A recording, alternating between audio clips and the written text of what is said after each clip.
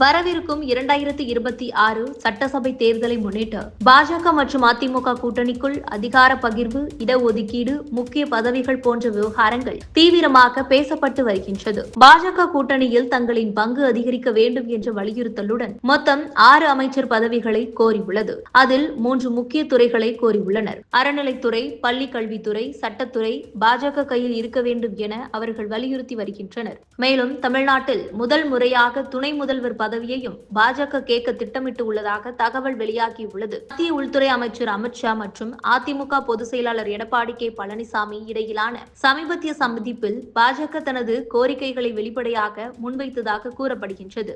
அதிமுக வட்டார தகவல் படி பாஜக தமிழ்நாட்டில் ஆட்சியில் பங்கு பெற ஆர்வம் கொண்டுள்ளது.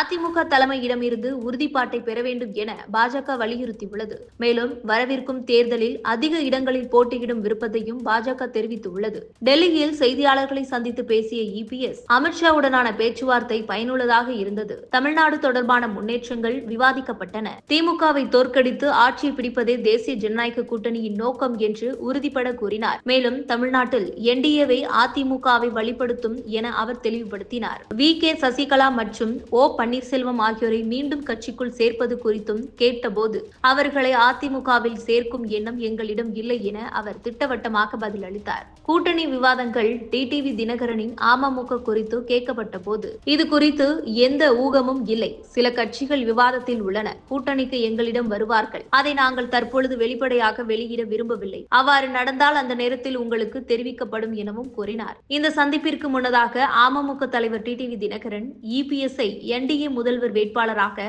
முன்னிறுத்திருப்பது எதிரான தன் நிலைப்பாட்டை அண்மையில் தளர்த்தியிருப்பதற்கு குறிப்பிடத்தக்கது. மேலும் ஜனவரி 7 அன்று டாக்டர் அன்புமணி ராமதாஸின் பாட்டாளி மக்கள் கட்சியின் அதிமுக தனது கூட்டணியை உறுதிப்படுத்திய பிறகே இபிஎஸ் டெல்லி சென்றார். பாஜக அதிமுக கூட்டணியில் அதிகார பகிர்வையும் கூடுதல் இடங்களையும் வலியுறுத்தினர். அதன்படி முதன்முறையாக துணை முதல்வர் பதவி கேட்க பாஜக திட்டமிட்டுள்ளது. தமிழ்நாட்டில் எங்களுக்கு அமைச்சர் பதவிகளும் துணை முதல்வர் பதவியும் வேண்டும் என அமித்ஷா கூறியதாக கட்சி வட்டாரங்கள் தெரிவித்திருக்கின்றன. மேலும் பாஜக சுமார் 54 சட்டமன்ற தொகுதிகளை கோரியுள்ளது. இது அதிமுக தலைமைக்குள் பெரும் கவலையை ஏற்படுத்தியுள்ளது. தமிழகத்தில் பாஜகவின் குறைவான தேர்தல் செயல்பாட்டை கருத்தில் கொண்டு இக்கோரிக்கை அதிமுக எதிர்பார்த்ததை விட மிக அதிகம் என எடப்பாடி பழனிசாமிக்கு நெருக்கமான தலைவர்கள் தெரிவித்துள்ளனர். அதிமுகவின் அதிர்ச்சி 2026 சட்டசபை தேர்தலுக்கான இடஒதுக்கீட்டில் குறிப்பாக கோவை மற்றும் கொங்கு மண்டலத்தில் அதிக இடங்களை பாஜக கேட்டு உள்ளதால் அதிமுக அதிர்ச்சி அடைந்துள்ளது. பாஜகவின் இந்த அணுகுமுறையால் எதிர்க்கட்சித் தலைவர் எடப்பாடி கே பழனிசாமி அதிர்ச்சி அடைந்துள்ளதாகவும் தகவல் வெளியாகியுள்ளன. மேலும் இதுபோன்ற உங்கள் கருத்துக்களை கமெண்ட் பாக்ஸில் கமெண்ட் பண்ணுங்க.